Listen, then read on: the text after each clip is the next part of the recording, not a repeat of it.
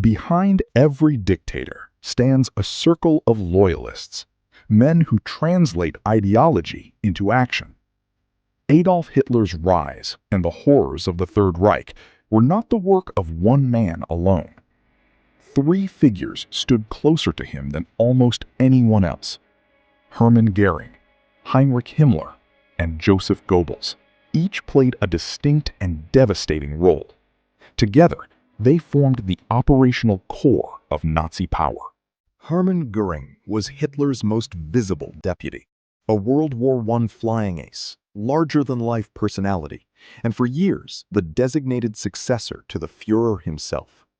Goring founded the Gestapo in 1933, laying the groundwork for the Nazi police state before handing it over to Himmler. He then took command of the Luftwaffe, Germany's air force, and oversaw the four-year plan, an economic program designed to prepare Germany for war.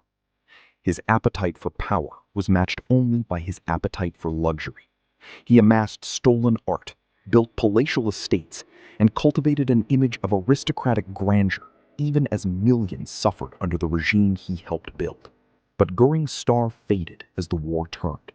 The Luftwaffe failed to win the Battle of Britain and couldn't protect German cities from Allied bombing. By 1945, Hitler stripped him of all titles after Goring attempted to assume leadership as the Reich collapsed. At the Nuremberg Trials, Goring was convicted of war crimes and crimes against humanity. He took his own life hours before his scheduled execution. A former chicken farmer with an obsession for racial ideology, Himmler transformed the SS from a small bodyguard unit into an empire of death. Under his command, the SS controlled the concentration and extermination camps, the Gestapo, and the Einsatzgruppen, the mobile killing squads responsible for mass shootings across Eastern Europe. Himmler was the principal organizer of the Holocaust. He oversaw the murder of 6 million Jews and millions of others deemed undesirable by Nazi ideology. Cold, methodical, and fanatically loyal to Hitler, Himmler saw genocide as an administrative problem to be solved with efficiency. He rarely witnessed the killing firsthand, but he built the systems that made industrial murder possible. In the final weeks of the war, Himmler secretly attempted to negotiate peace with the Allies, a betrayal that cost him Hitler's trust.